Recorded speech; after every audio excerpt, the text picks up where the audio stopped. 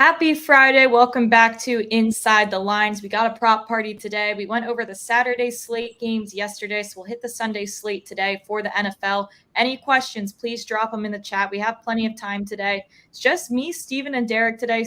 Derek will be in the chat dropping all the stats to help you guys out. Me and Steven are going to go over the games before we get to the NFL.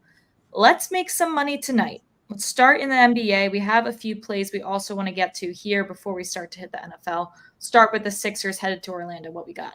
Yeah, I'm not going to get too fancy. Joel Embiid delivered the other night at the same 32.5-point line. The juice has probably gone up. It might be up to minus 135 in the last half hour, so you probably want to get this while you can. The model is at closer to 37 points, which is basically what he's averaging this year. He's averaging around 34 points a game over the last 2 seasons. He does load manage a lot, but his load management comes in the form of days off, not nights, not reduced minutes. When he plays, he usually plays heavy minutes. I do also like the fact that there's a regression to the mean opportunity here. He played back-to-back games versus Orlando last year and didn't hit the over in either game. Scored on 29 in both games. So he's due to have a big game against Orlando. And as a road favorite of -5 or more, he's still averaged 34 minutes, and the over is 10-1 since last season. It's bizarre. He's literally playing the entire game and annihilating, or he's completely off, which from a betting standpoint, I prefer. I think it's fine if they use him like in baseball. If a star pitcher could pitch 3 out of 5 games, fine. All right, let's move over to a big marquee matchup here. Denver Nuggets headed to Boston. I believe this is steamed down to 5.5 now. It was at 6.5. But now you're saying it's bouncing back out. Yeah, I think that full disclosure, right moment, I don't think you can get 5.5, but it might tick back. I wanted to promote that one of the purposes of our job is to kind of promote Sportsline, and people just ask me right after the show, do you still post picks on Sportsline? All the model plays are posted on Sportsline in the pick sheet. So what we're doing here is trying to explain. That's why the original name of our show is Sportsline Model Show. So I'm highlighting that our A-rated Sportsline model picks actually are 19-10 this year in NBA, and going back to last season are over 65.5%, and actually going back to 3 seasons over 63%. So it's been pretty money. Denver's barely over 500 on the road with a 0-point differential. Boston's 20-0 straight up. I also like the fact that no one on Boston is listed as an injured on the injury list.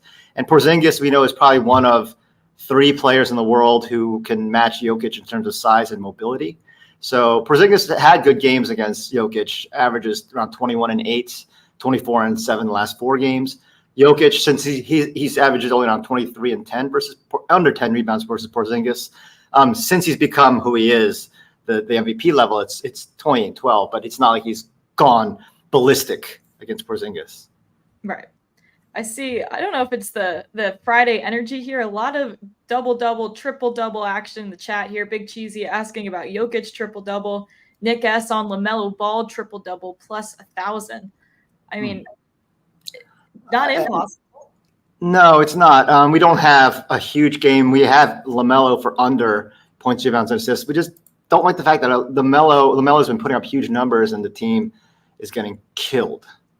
So I'm wondering how long they'll allow him to keep shooting every shot and dominating the ball so much when they're not getting results. Right.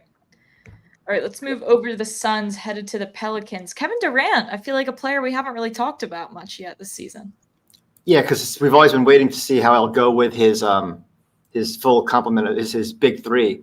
And the big 3 has been playing actually together for the last 2 weeks. And I think his line, so his season average is close to 29 points per game. So to have 25.5 is pretty low at this point. It's because during this recent stretch of games with the big 3 all playing, he's only averaging 23.8 with a 2-3 over. So I think that's low. I think, and once again, the rhythm. One good thing I like the last few games is he's a high percentage 3-point shooter, but doesn't have nearly the volume that other great 3-point shooters shoot at. But the last few games, he's averaging 6 3-point attempts over his last 4 games. He's hit close to 50% there, just under 50%. So I'm hoping that this is just a game where he has another high volume 3-point game. I'm hoping it's also a close game against New Orleans. Maybe there's a chance for overtime as well. Yeah, Big Cheesy mentioning the over here that he likes. So overtime would certainly help that. I just put a poll in the chat out of curiosity. Curious if you guys like when we start the show with tonight's picks, making money tonight and covering those, or if you prefer if we hit the NFL player prop good stuff for the weekend first. So please answer that poll if you get a chance to, because we'll definitely switch it up if you guys prefer one way over the other.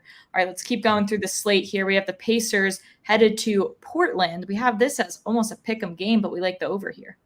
Yeah, I love the over until Derek always points out why I could be wrong. And I'm like, oh man. I mean, that's why I ask him to do that, but then I don't ask him. And then you don't. I don't want to be so effective in doing it, right? I'd rather, that's not what you want to hear. Anyway, the good news is the line is ticked down to 236.5 at Fanatics, so you can get that at only -110. Indiana, obviously, the roster's in flux, so it's hard to use the season data when Halliburton's out and they just traded for Siakam. But I think that if Siakam plays, it'll actually help their offense. If Siakam doesn't play, without him and Bruce Brown, it'll hurt their defense. And on the road, Indiana road games average 250 because they allow 126 per game. It's not necessarily the offense. So Portland averages 227, games average 227 at home, which is 6 higher than the road games. They score 7 more points per game at home. I'm also banking on DeAndre Ayton. He missed last game because he couldn't navigate the ice. I guess his house is like surrounded by ice in Portland. Yeah, what was up with that? I don't know. I mean, he's from the Bahamas. I can't imagine he can handle ice very well. But when he plays, he helps the team shoot 2.5% better on twos. But he also allows the other team to shoot 2% better on twos. So I'm thinking that with that there could be high 2-point. And the Pacers shoot a high 60% on 2-point shots on the road. They had over 64% in a recent game at Sacramento, 69% in a recent game at Atlanta, all without Halliburton. So this could be not a lot of interior defense and an easy putbacks off rebounds. Mm-hmm. Let's hit the chat quick before we get to our last prop. Go over to the model. Scott bringing up Celtics first half over 61.5. I don't know if the model specifically. I mean, yeah, the model's not necessarily simulating that it's really an extrapolation of the full game prop. So we don't like the over for the full game. But I mean, I'd have to dig deeper into kind of Boston trends, first half versus second half. Right. If the game goes as I think it was, which is Boston will actually win, I'm wondering if then would rest teams in the second half. But right. I see John asking. He missed the show yesterday. Where can you find the show, or what can you search? Inside the Lines, you can search, or just go to Sportsline. YouTube, and then you can find our playlist. Sometimes you'll find us at the top of the page as well. But Inside the Lines, if that wasn't clear to everyone. But I'm glad you want to go back and watch because we do have some good props there. All right, let's head over to the West Coast with the Nets going to the Lakers. Lakers laying 6.5. 2 props we like here. One from you with Reeves, one from Jake that he sent us in while he's busy. Where is he? Utah? He's not busy. He's going at like that film festival. He's hobnobbing with the upper crust. Don't let Jake's somewhat schlubby outfits fool you. He's actually a man of a high sophistication and culture. At least his family is. I like Austin Reeves, your guy, over 1.5 made threes at plus money. The model has him at closer to 2. I think the line is down because he's very streaky from 3. Over his last 10, the over is only 3-7. He's averaging 1 made 3 a game. But then before that, it was 10-1, where he averaged around over 2 per game from December 5th to December 28th. So I'm betting on a regression to the mean. That he's due for like a better number 2. There's always a potential for LeBron and AD to be limited or be a late scratch. The line was 6.5, which seemed a little low to me if they were guaranteed to play. So I think that there could be opportunity there. D'Angelo Russell's been really hot.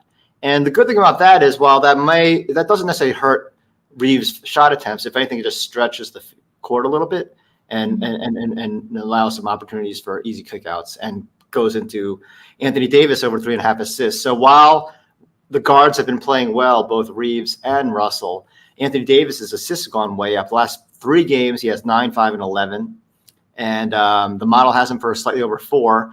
The line is juiced up to -150 in some spots. So and I just saw it at -115 on ESPN. So this is something you could shop around for and get it close and not too bad a number. Right. Someone in the chat was asking about Reeves rebounds. I don't know what the line is, but We're liking the under here, it seems, from the chat. Reeves rebounds, we had 4.3. I'm sure I could look it up. In the feed that I have, Austin Reeves rebound numbers is 3.5 at -169. So 4.3 at -169, it's basically the same thing. Probably wouldn't be a value if the juice is -169. If it's -140 or less, then I would take it. Yeah. Under on rebounds, yeah. Under on rebounds, there wouldn't be value there. Angel has under 5.5 at -128. So yeah, we're right in the middle of those two lines. Yeah. All right, good stuff there. Any more questions? Oh, here we go. Let's do one more question while we're still in the model, going over back to New Orleans, McCollum over his rebound prop. The line is? The line is 4.5. 4.5? Mm-hmm. We like the under at just 3.7.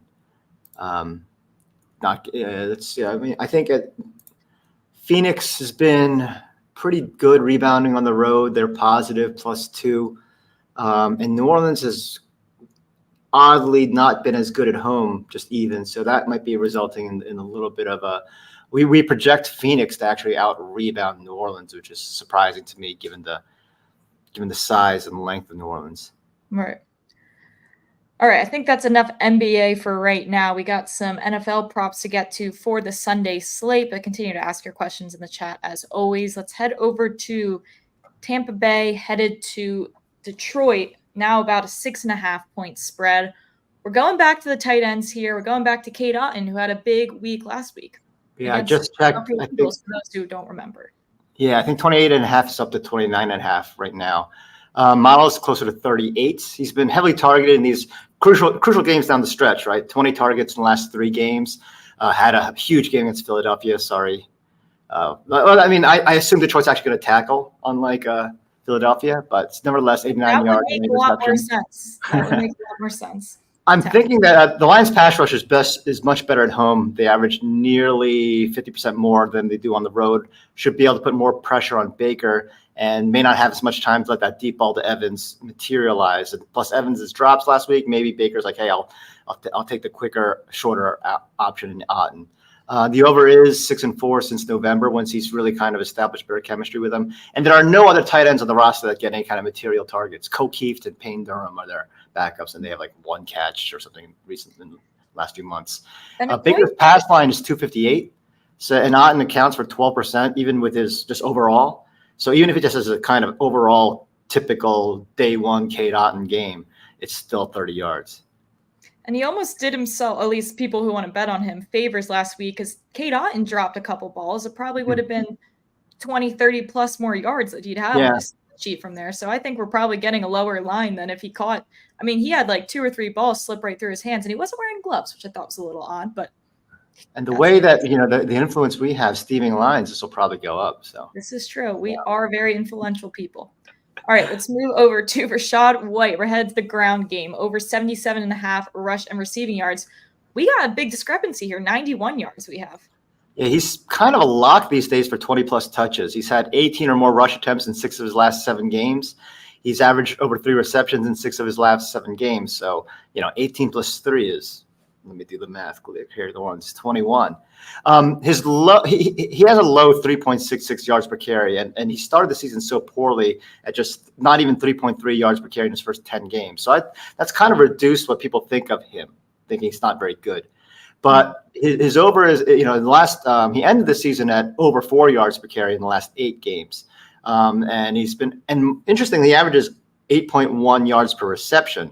And, in comparison, the more explosive, much more beloved Jahmyr Gibbs as a receiving running back averages 6.4 yards per reception. So 8.14 is a pretty good number. So I kind of, that's a sign that he has that explosive run after the catch ability. So again, maybe there's a little dump off, avoid the pressure from coming from the Lions pass rush, and he can turn a little dump off pass into a 15-yard scamper. Mm-hmm. Greg in the chat asking about, this seems like a prop we would be on. Baker Mayfield's rushing prop is 7.5 yards. Is that something we'd like to consider here? Well, we have 8. So yes, go with it. I like it. Baker likes to show how tough he is. And he might, who was it? Gardner Johnson was talking smack about Baker, saying that Tampa would be really good if they had a real quarterback. Mm-hmm. And then Baker had to come back at him and say, well, he doesn't watch film. And so maybe he'll run right at him. You never know. Another good question in the chat. Let's talk about quick before we get to this last prop. Our friend Bivtown has a plus 45,743 leg parlay. Lock. 3 teaser. He wants our opinion. These are the legs left, Steven. Tampa all plus 14.5, which we love it. They were on. Baker over 200 passing yards. Oh yeah, easy. We have him over 258. And Kansas City plus 8.5. Love that. Yeah, because we have Kansas City at +2. Dogs are 2.5. And with the injury, we'll get to it in a second. But the Bills defense, I think they're missing. If you were to say what Bills fully healthy defense, I believe they're missing 7 starters. So many from the beginning of the year, and 3 critical backups. So like half the defense, the better half of the defense, is all out. So I think I love that, especially. Love that for you. You're gonna have to come back on Monday and let us know how that went and how you spent that money. Yeah. All right, let's hit one more prop here for this game. Going to the Lions side, St. Brown has been a key player here, over half a touchdown for plus money. Yeah, and with Jake out and John out, apparently they're feeling very secure. So maybe if you hit this parlay, you might make a job. St. Brown. Let's see if I can get any reaction from that. I like the over at plus money. The model has a 0.56 touchdowns. There is a chance of him getting 2, but it's at least a 50% chance of getting 1 touchdowns. Even though he didn't score against Philadelphia, he still had that huge 148-yard game. Not Philadelphia, but in his last game, he had 148 yards. Devontae Smith had 148 yards. So I'm screwing my notes up.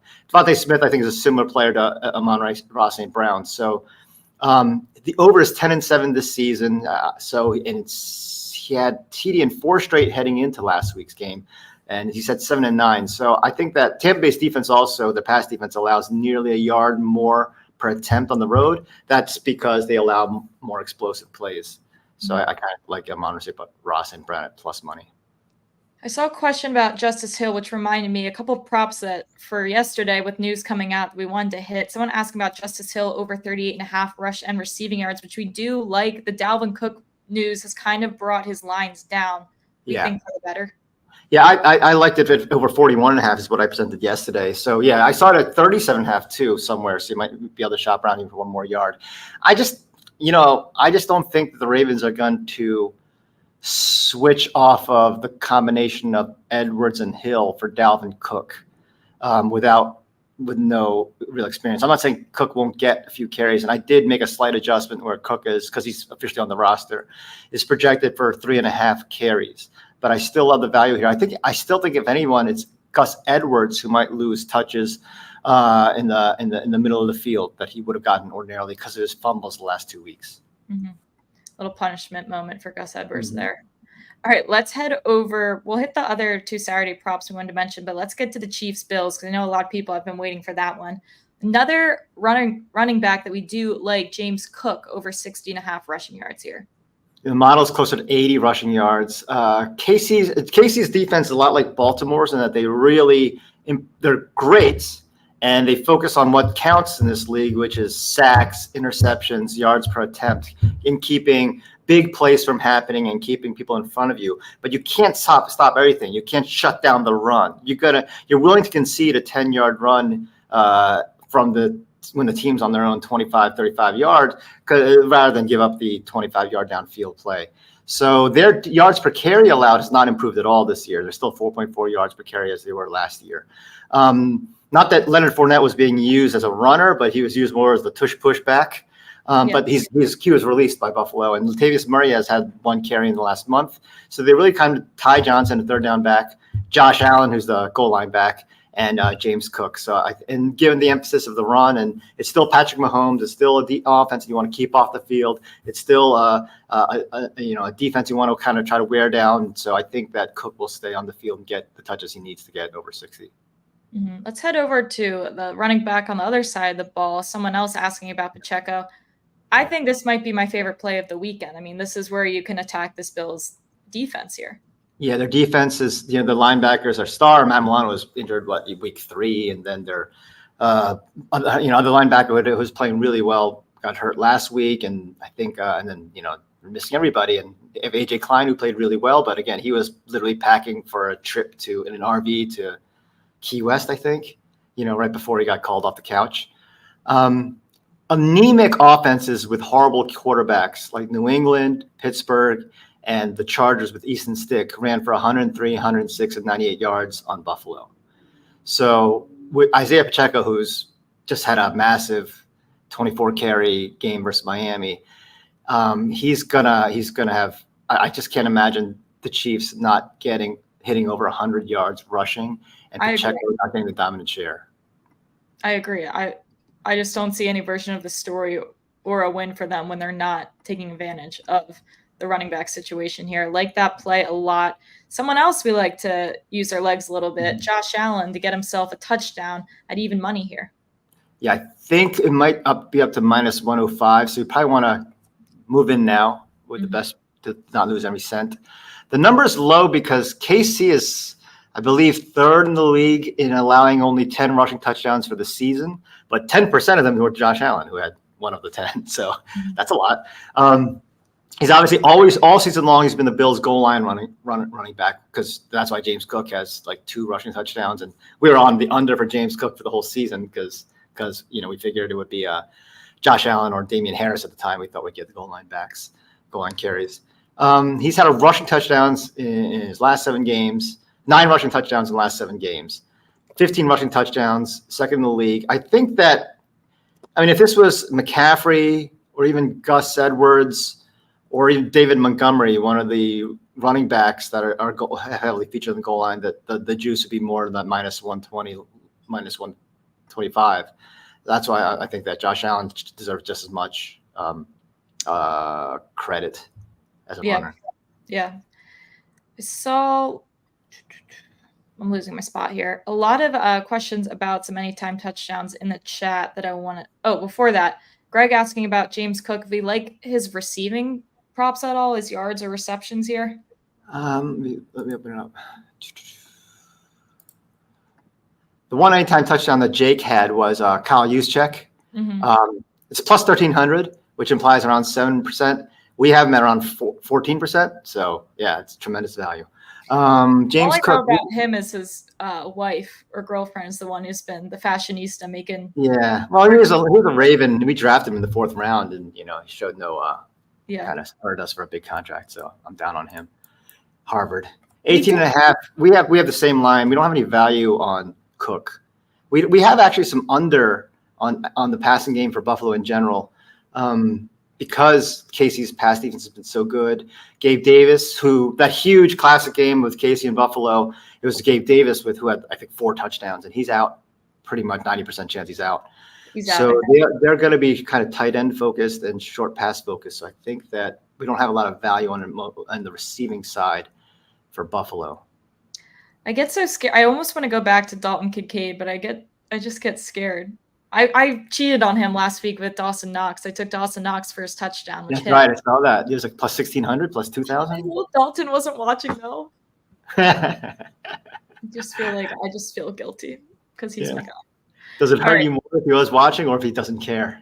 That could be the case, but I'm not telling myself that. Okay. While we're in the model, let's look at some other anytime touchdown value. Scott asking about George Kittle. I think we liked Kittle. I think we talked about this yesterday. Well, we actually didn't.